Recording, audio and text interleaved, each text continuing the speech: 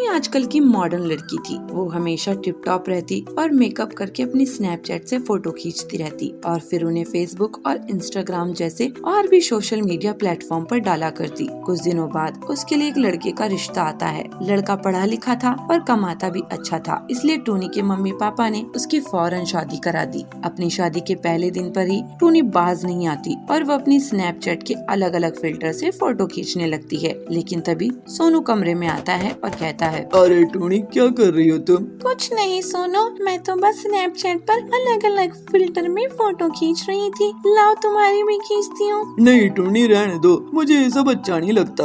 अरे अब इतने भी नखरे मत करो, खींचने दो मुझे फोटो। टूनी सोनू की अलग अलग फिल्टर से फोटो खींचती है, कोई लिपस्टिक वाली तो कोई लड़की वाली तो कोई कुत्ते वाली, और फिर सोनू को दिखाती है, ये देखो अपनी फोटो कैसे लग रही हो। अरे टूनी ये तुमने क्या कर दिया, मुझे क्या बना दिया तुमने? बिल्कुल भी अच्छा नहीं लग रहा हूँ मैं। डिलीट करो अभी से, चलो। नहीं, अब तो ये कभी भी डिलीट नहीं होंगी, हमेशा मेरे पास रहेंगी जिंदगी भर। ऐसे ही अगले दिन टूनी फिर सुबह उठकर मेकअप करके फिर से स्नैपचैट पर अलग अलग फिल्टर में फोटो खींचने लगती है। तभी उसकी सास उसके लिए चाय लेकर आती है और कहती है, अरे बहू ये तू क्या कर रही है फोन में? माँ जी, इसे ना स्नैपचैट कहते हैं और इसमें ना अलग अलग फिल्टर होते हैं, बहुत ही मजेदार और फनी। लाओ मैं आपकी भी एक दो फोटो खींचती हूँ। अरे नहीं बहू रहने दे, बुढ़ापे में ये सब करती हुई मैं अच्छी लगूंगी क्या? कोई देखेगा तो क्या कहेगा? अरे माँ जी, दुनिया को मारो गोली और आप जिंदगी के मजे लो। टूनी फिर अपनी सास को 2-3 फोटो खींचती है और उसे अपनी सास को दिखाती है। लीजिए ये देखिए माँ जी अपनी फोटो। लूसी फोटो देखकर कहती है, हे माता रानी, तूने मुझे क्या बना दिया बहू? कुत्ता बना दिया, बिल्ली बना दिया और ये मुझे भी।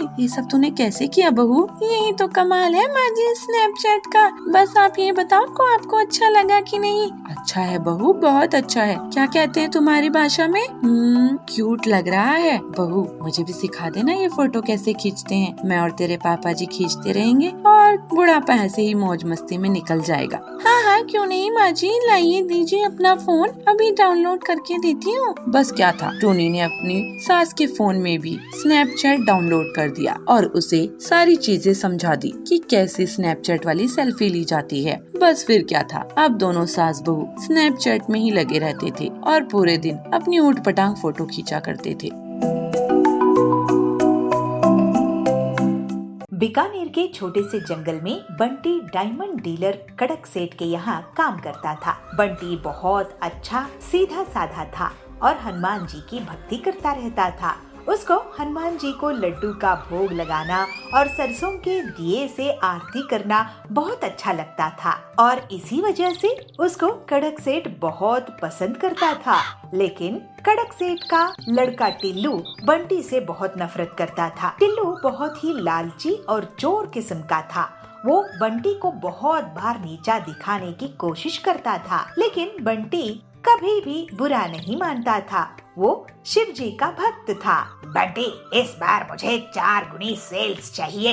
तुम्हें बहुत मेहनत करनी पड़ेगी। मैं कोई बहाना नहीं सुनूंगा।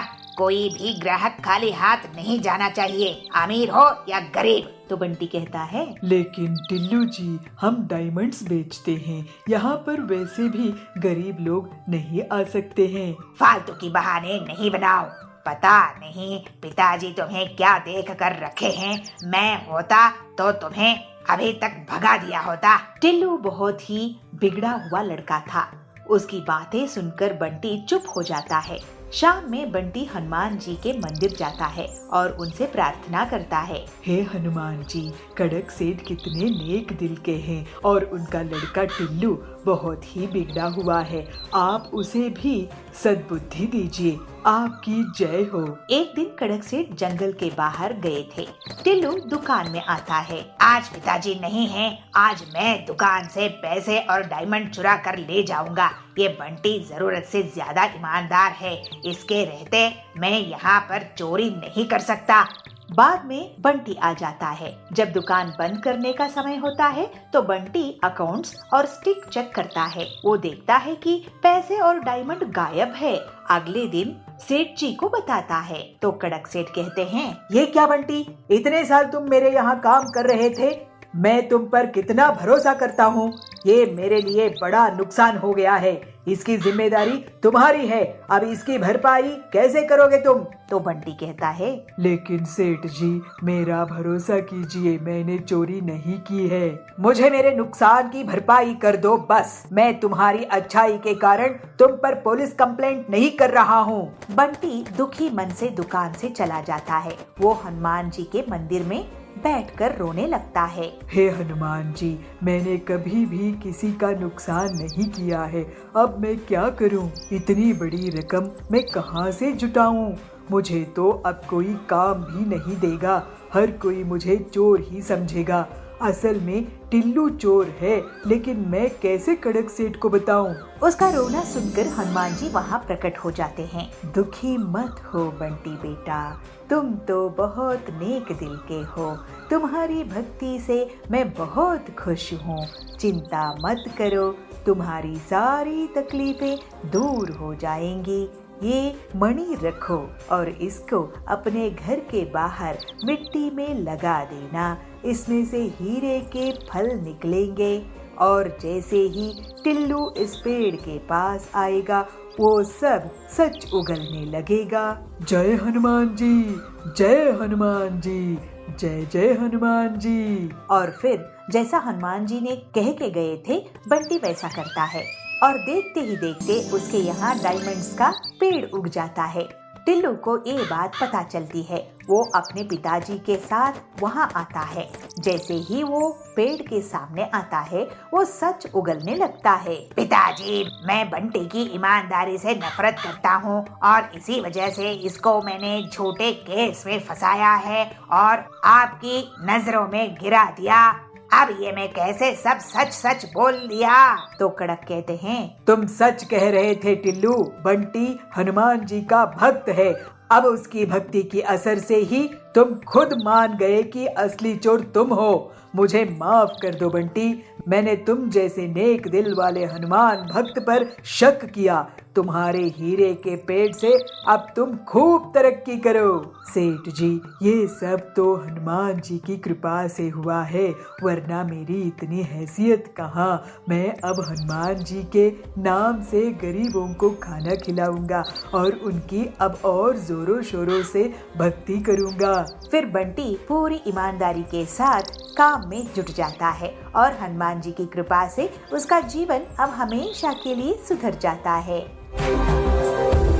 एक पहाड़ी जंगल में पीलू चिड़िया अपनी माँ बबली के साथ रहा करती थी। वे दोनों माँ बेटी अपने बगीचे में फूल उगाती और उन्हें बाजार में बेचा करती थी। उससे जो भी आमदनी होती, उससे वो लोग अपने घर का खर्च चलाया करती थी। एक सुबह बबली के घर कड़कनाथ आता है। बबली, ओ बबली।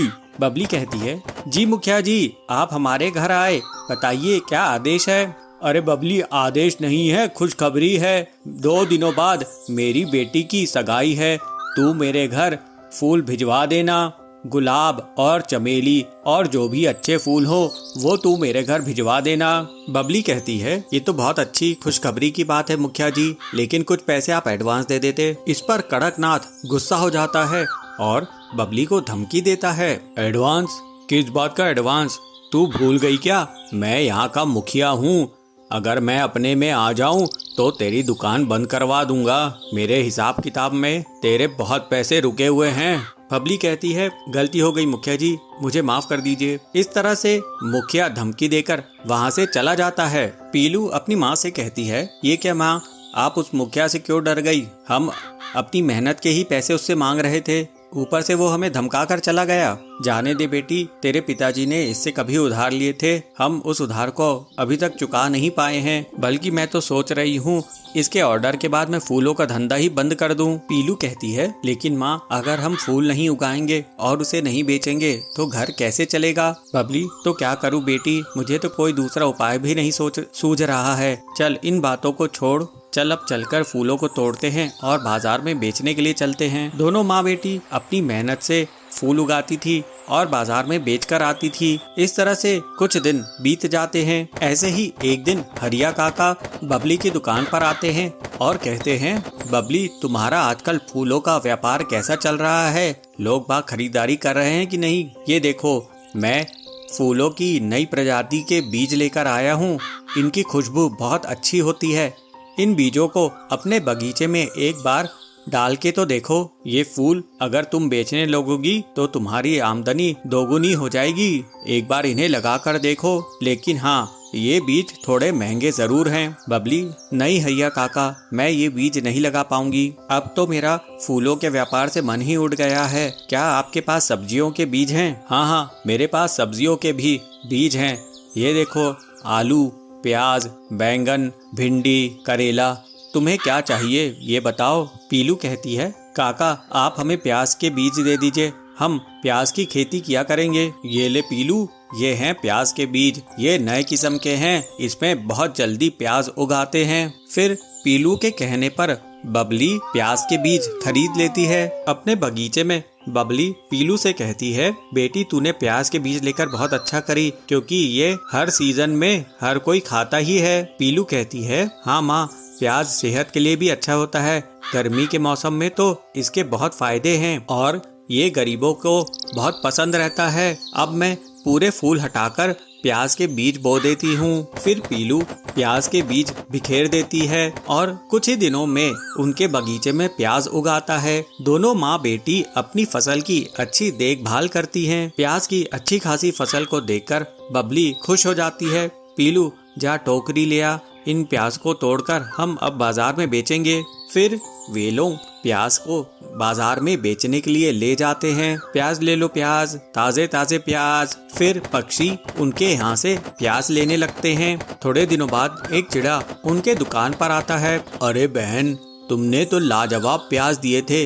ऐसे प्याज तो मेरे रेस्टोरेंट में हिट हो गए हैं। अब तो लोग सिर्फ प्याज की ही सब्जी खाते हैं। एक काम करो, मुझे आप एक बोरी प्याज भरकर दे दो। मैं रोज आपसे एक बोरी प्याज लेकर जाया करूंगा। इस तरह से प्याज के इतने बड़े ऑर्डर से दोनों माँ बेटी बहुत खुश हो जाते हैं और अब वे लोग प्याज को ही बेचने लगते हैं। कुछ दिनों बाद उनके पास इतने पैसे आ जाते हैं कि वो कड़कनाथ के पूरी उधारी चुका सके और अपना जीवन हंसी खुशी बिताने लगते हैं। बहुत साल पहले पीलू एक गांव में मुर्गियों का व्यापार करती थी, लेकिन पीलू के पास जो भी मुर्गी होती वो चुपचाप भाग जाती थी। लेकिन उसके पास एक मुर्गी थी जो बहुत सालों में घर के बाहर भी नहीं गई और उसे रोज एक अंडा देती थी। पीलू सोच में पड़ जाती कि वो एक अंडे का क्या करे, क्योंकि एक अंडा तो कोई नहीं खरीदेगा। पीलू सोचती है, अब मैं इस एक अंडे का क्या करूं? मेरे पास तो कोई मुर्गी टिकती ही नहीं है। पता नहीं मुर्गियों को मैं क्यों ना पसंद हूँ। एक ही मुर्गी है जिसको मैं लवली कहती हूँ। इसका एक अंडा कौन खरीदेगा? मैं ही खा जाती हूँ। वैसे भी एक अंडा बेचकर पैसे तो मिलने से रहे, कम से कम अपना पेट एक अंडे से तो भर ही लूंगी। ऐसे ही एक दिन पीलू अपनी मुर्गी के साथ जंगल घूमने के लिए निकली। अब बहुत दिनों से बाहर नहीं गए हैं, इस मुर्गी को घर में ही नहीं छोड़ सकती, क्या पता ये भी भाग जाए। तभी उसे एक बूढ़ी पक्षी बबली एक पेड़ के नीचे बेहोश मिलती है। अरे बूढ़ी आंटी, उठो उठो, क्या हुआ तुम्हें? कौन है? मुझे भूख लगी है, भूख लगी है मुझे। अरे आंटी जी, मेरे पास तो आपको खिलाने के लिए पैसे नहीं हैं। तभी लवली मुर्गी एक अंडा दे देती है। पीलू तुरंत ही उसे बबली को दे देती है। बबली उस अंडे को खा लेती है। बेटी, तुमने अपनी मुर्गी का अंडा खिलाकर मेरी भूख मिटाई है। तुम अब से गरीब नहीं रहोगी। ये मुर्गी तुम्हें एक सोने की अंडा देगी। उस अंडे को तुम पंखे में रख देना और घुमाना। जब अंडा घूम रहा होगा तब तुम उससे जो मांगोगी वो मिल जाएगा। फिर वो बूढ़ी बबली वहाँ से चली जाती है। पीलू घर आती है और फिर अगले दिन लवली मुर्गी सोने का अंडा देती है। पीलू उस अंडे को पंखे में रख देती है। सोने के अंडे, मुझे ढेर सारे पैसे दो। अरे ये क्या, इससे तो कोई पैसा नहीं आया। आंटी जी तो कह रही थी चलो सोने के अंडे, मुझे पैसे कमाने का रास्ता बताओ। उसी गांव में खड़क सेठ था। वो लोगों से शर्त लगाकर पैसे कमाता था। पीलू उसके पास जाती है। खड़क सेठ, मैं तुम्हारे साथ शर्त लगाने के लिए तैयार हूँ। तू मुझसे क्या शर्त लगाएगी पीलू? तू पिद्दी चिड़िया है, तेरे पास एक मुर्गी ही तो है, ले देकर चल। मैं तेरे साथ भी शर्त लगा लेता हूँ। कल सुबह तेरी मुर्गी को 50 मुर्गियाँ देने होंगे, नहीं तो तू मुझे 2 लाख देगी। ठीक है, लेकिन अगर मैं जीती तो तुम मुझे 5 लाख रुपए दोगे खड़क सेठ। जा जा, एक मुर्गी से 50 मुर्गियाँ निकाल के दे मुझे। फिर पीलू शर्त लगाकर चली जाती है और सोने के अंडे को पंखे में रखकर उसे 50 मुर्गियाँ मांगती है। सोने का अंडा उसे 50 मुर्गियाँ दे देता है। अगले दिन खड़क सेठ ये देखता है तो उसका सिर चकरा जाता है। ये धोखा है, ऐसा नहीं हो सकता। धोखेबाज तुम हो खड़क सेठ। भोले भाले लोगों से शर्त लगाते हो और उनकी जमीन हड़प लेते हो। अरे तुम शर्त जीती, मैं हार गया। ये लो 5 लाख रुपए, लेकिन मैं इतनी आसानी से तुम्हें नहीं छोड़ूंगा। चलो मैं एक और शर्त लगाता हूँ। कल सुबह 500 ऑमलेट चाहिए मुझे, नहीं तो तुम मुझे 10 लाख दोगी या मैं तुम्हें 10 लाख दूंगा। मंजूर, लेकिन कल वो सारी चिड़िया रहेंगी जिनकी जमीन तुमने ले रखी है। अगर तुम कल हारे तो तुम उन सब की जमीन के कागजात वापस कर दोगे। जाओ, पहले 500 ऑमलेट लेकर आओ। फिर पीलू अगले दिन सोने के अंडे से 500 ऑमलेट की इच्छा रखती है और उसमें से 500 ऑमलेट निकल आते हैं। अगले दिन पीलू सभी अन्य पक्षियों के साथ अपने घोंसले में खड़क का इंतजार कर रही थी। क्यों पीलू, शर्त हारने के लिए तैयार हो ना? 10 लाख है कि नहीं तुम्हारे पास? अगर हार गई तो ये सारी चिड़िया तुम्हें पीटेंगी, क्योंकि तुम्हारे कारण इनकी जमीन हमेशा के लिए मेरी हो जाएगी। लेकिन ऐसी शर्त तो मैंने नहीं रखी। तुम वाकई बहुत बड़े धोखेबाज हो। लेकिन मुझे फिक्र नहीं, तुम शर्त हारने वाले हो। ये देखो, ऑमलेट गिन लो, पूरे 500 है। अरे नहीं, मेरा सिर चकरा रहा है। इतने सारे ऑमलेट। वो भागने लगता है, लेकिन सारे पक्षी उसको पकड़कर पीटने लगते हैं और अपनी जमीन के पैसे ले लेते हैं और पीलू को 10 लाख रुपए मिल जाते हैं। इस तरह से पीलू सबकी मदद करके खुशी खुशी रहने लगती है। अभनपुर गांव के जंगल में संतोषी माँ की भक्त पीलू चिड़िया अपना एक छोटा सा नाश्ते की दुकान चलाती थी। उसके पति बंटी कबूतर एक मजदूरी का काम करता था। बहुत मेहनत के बाद भी उनकी कमाई नहीं होती थी, लेकिन पीलू संतोषी माँ की भक्ति में कमी नहीं करती थी। एक दिन बंटी जब अपने काम पर गया तो ठेकेदार ने सबको काम से निकाल दिया। मुझे अब नया ठेका नहीं मिल रहा है, इस वजह से मैं अब तुम लोगों को काम नहीं दे पाऊंगा। अब तुम लोग कहीं और काम देख लो। बंटी वहाँ से काम देखने लगता है, लेकिन उसको कोई भी काम नहीं देता है और ऐसे ही 6 महीने बीत जाते हैं। ऐसे ही एक दिन बंटी दुखी होकर अपने घर आता है। ये तो बहुत मुसीबत आ गई है कि आखिर आए दिन मकान मालिक किराया मांगने आता है, किराना वाला पैसे मांगने आता है। मेरे नाश्ते का काम भी अच्छा नहीं चल रहा है। बहुत बड़ी मुसीबत आ गई है। संतोषी माँ के लिए मुझे खीर पूरी और लाल साड़ी का भोग लगाना था, लेकिन पता नहीं कब मैं ऐसा कर पाऊंगी। हे संतोषी माँ, आप ही दया करो।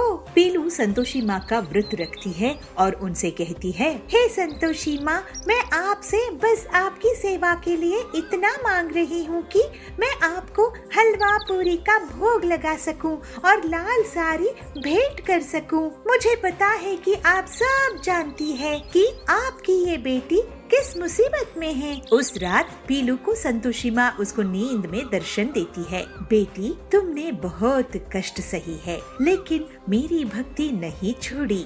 मैं तेरे व्रत से बहुत खुश हूँ और अब डर मत, क्योंकि अब तेरे सारे दुख दूर होने वाले हैं। तुझे एक मदद मिलेगी। और फिर माँ अंतर ध्यान हो जाती है। अरे, मुझे संतोषी माँ ने खुद दर्शन दिए। जय संतोषी माँ, जय जय संतोषी माँ। उस दिन काम की तलाश में बंटी हरिया तोता के पास जाता है। हरिया काका, मुझे कुछ काम दे दो, मेरे घर की बहुत बुरी हालत है। क्या हुआ बंटी, तुम तो बहुत कमजोर लग रहे हो। बंटी उन्हें पूरी बात बताता है। हमारे लिए घर का खर्च भी निकालना मुश्किल हो रहा है।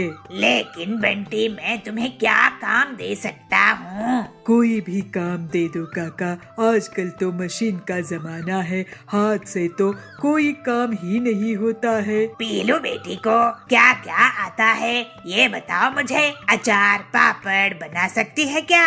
हाँ, पापड़ बना लेती है, लेकिन क्यों? मैं ऐसा कर सकता हूँ कि मैं पीलू बेटी के लिए पापड़ बनाने की ऑटोमेटिक मशीन बना कर दे सकता हूँ। इससे तुम्हारी परमानेंट आमदनी शुरू हो जाएगी। अगर आप ऐसा कर देंगे हरिया काका तो कमाल हो जाएगा। आपने तो हमारी मुसीबत ही हल कर दी। पीलू जरूर ये सुनकर खुश हो जाएगी। बंटी पीलू को एक खबर देता है। मुझे संतोषी माँ ने दर्शन देकर आशीर्वाद दी थी। उनका आशीर्वाद खाली नहीं गया। फिर थोड़े दिनों में हरिया ऑटोमेटिक पापड़ बनाने की मशीन तैयार कर देता है। पीलू संतोषी माता की आशीर्वाद लेती है और काम शुरू कर देती है और अपनी पापड़ की दुकान चला देती है। उसकी दुकान में सुंदरी सेठानी आती है। पीलू, तुम्हारी ये नायाब पापड़ मशीन तो मैंने कभी नहीं देखी। सब संतोषी माता की दया है सुंदरी जी। मेरे पास अलग अलग तरह के पापड़ है। ठीक है, मुझे 2 किलो मिक्स पापड़ पैक कर दो। और एक के बाद एक ग्राहक पीलू की दुकान में मशीन के पापड़ खरीदने के लिए आने लगते हैं। अब पीलू बहन, तुम्हारे पापड़ तो लाजवाब है। मेरी सहेली को भी बहुत पसंद आए। ऐसा करो, 5 किलो पापड़ दे दो। जय संतोषी माँ। बबली बहन, आप बहुत अच्छी है, ये लीजिए। और जल्दी ही पीलू को फायदा होना शुरू हो जाता है। बंटी भी उसका साथ देता था और बड़े बड़े ऑर्डर्स लेकर आता था। इस तरह से संतोषी माँ के आशीर्वाद से उनका जीवन सरल हो जाता है। संतोषी माँ, आज मैं आपके लिए हलवा पूड़ी और लाल साड़ी लाई हूँ और मैं गरीब महिलाओं को भी प्रसाद और साड़ी दूंगी। जय संतोषी माँ, जय जय संतोषी माँ। जय संतोषी माँ। एक गांव में एक भिखारी रहता था और वो घर घर जाके भीख मांग के खाना इकट्ठा करता था। मगर हर दिन वो जब वापस घर आता था तो उसका खाना गायब हो जाता था। मगर एक दिन इसकी खाना चुराने वाली चूहे को उस भिखारी ने पकड़ लिया। ओहो चूहे, तुम मेरा खाना क्यों चुरा रही हो? मैं तो एक भिखारी हूँ, जाकर अमीरों के खाना चुराओ। अरे, ये तो मेरी भाग्य में है कि मैं तुम्हारे यहाँ से चुराऊं। मगर क्यों? क्योंकि ये तो तुम्हारे भाग्य में है। तुम कितना भी भीख मांगो या कितनी भी इकट्ठा करो, मगर तुम इतना ही रख पाओगे। यह चूहे की बात सुनकर उस भिखारी को सदमा लगा और उसका दिल टूट गया। हाँ, मेरी ऐसी किस्मत क्यों है? मुझे नहीं पता, तुम जाकर आचार्य से पूछो, शायद आचार्य आपका सहायता कर सके। यह बात सुनकर वह भिखारी यात्रा पर निकल पड़ता है आचार्य को मिलने के हेतु। और ऐसे दिन भर चलते चलते और शाम को वह एक धनवान के घर पहुंच जाता है। बहुत थकान से वह वहीं पर रात बिताने की तय करता है। तो जाकर वह उस घर की दरवाजा खटखटाता है। ओ भाई साहब, अंधेरा हो रहा है और मैं इस जगह पे नया हूँ। क्या आपके आंगन में मैं रात बिता सकता हूँ? ठीक है, कोई बात नहीं, अंदर आ जाओ। जैसे भिखारी अंदर आता है तो वह इंसान उसको पूछता है। अरे भाई, कहाँ पर निकले हो और इतनी रात गए क्यों यात्रा कर रहे हो? ओह, मैं आचार्य जयसूर्या से मिलने चला हूँ। मुझे उनसे एक सवाल पूछना है। भिखारी की बात सुनते हुए वहाँ पे आई हुई उस धनवान की पत्नी पूछती है, क्या हम आचार्य से पूछने के लिए एक सवाल तुम्हें दे सकते हैं? ओह, क्यों नहीं, बताइए मेम साहब, आपकी तरफ से मैं यह प्रश्न भी पूछ लूँगा। हमारी एक बेटी है जो बोल नहीं सकती, हम ऐसा क्या करें कि वो बोल सके? अगले दिन उठकर वह भिखारी उन्हें धन्यवाद कहता है और यह कहता है कि आचार्य से उनकी सवाल का हल जरूर पूछेगा और अपनी यात्रा जारी रखता है और उसको सामने पहाड़ नजर आते हैं और वह चिंता करते हुए यह कहता है, हे भगवान, मैं इन पहाड़ों को कैसे पार करूं? तभी उसके सामने एक जादूगर दिखता है। भाई साहब, क्या इस पहाड़ को पार करने में आप मेरी मदद कर सकते हैं? क्यों नहीं, मेरी छड़ी पर चढ़ जाओ। उसकी बात सुन के भिखारी उसकी छड़ी पर चढ़ जाता है और वह जादूगर अपनी छड़ी पे बिठाकर उस भिखारी को पूरी पहाड़ पार कराता है। उसके बाद उस जादूगर ने, अरे भाई, तुम कहाँ जा रहे हो? मैं आचार्य जयसूर्या से मिलके अपने भाग्य के बारे में पूछना चाहता हूँ। अच्छा, क्या मैं भी एक सवाल दे सकता हूँ आचार्य को पूछने के लिए? मैं कितने सालों से स्वर्ग जाने की कोशिश कर रहा हूँ और मेरी शिक्षा के अनुसार अब तक मुझे स्वर्ग पहुँच जाना चाहिए था। मुझे स्वर्ग जाने के लिए क्या करना होगा? क्या ये सवाल पूछ सकते हो? हाँ, मैं आपका भी सवाल उनसे पूछूंगा। जैसे ही वो आगे चला जाता है तो वो एक नदी पार करने की रुकावट उसे मिलती है। ओहो, अब इस नदी को मैं कैसे पार करूं? तभी उसे एक बड़ा कछुआ मिलता है और उसे अपनी पीठ पर बिठाकर नदी पार कराने की कोशिश करता है। जैसे नदी पार करते रहते हैं तो कछुआ पूछता है, तुम कहाँ जा रहे हो? मैं आचार्य जयसूर्य से मिलने जा रहा हूँ अपने भाग्य के बारे में पूछने के लिए। क्या मेरा भी एक सवाल पूछ सकते हो? क्यों नहीं, जरूर पूछूंगा। मेरा सवाल है, मैं 500 सालों से एक ड्रैगन बनने की कोशिश कर रहा हूँ और मेरे शिक्षा के अनुसार अब तक मुझे एक ड्रैगन बन जाना चाहिए था। धन्यवाद प्यारे कछुए, मुझे नदी पार कराने के लिए। भिखारी कछुए को धन्यवाद कहते हुए और आगे बढ़ता है। आखिरकार वह भिखारी आचार्य जयसूर्या के कुटीर पहुंच जाता है। हाँ, पहुंच गया मैं। अब तो मैं आचार्य जी से मिलकर ही रहूंगा। सबके सवालों को अपने जहन में सोचते हुए वह भिखारी अंदर पहुंचता है और आचार्य को सादर प्रणाम करता है। आचार्य, आप कृपया मेरा नमस्कार स्वीकार करें। मैं बहुत दूर से आया हूँ आपसे कई सवाल पूछने के लिए। क्या मैं पूछ सकता हूँ? बेशक पूछो वत्स, मगर मैं सिर्फ 3 सवाल का जवाब दे सकता हूँ। यह सुन के भिखारी हैरान रह गया क्योंकि उसके पास 4 सवाल थे। पर मेरे पास तो 4 सवाल है, मैं क्या करूँ?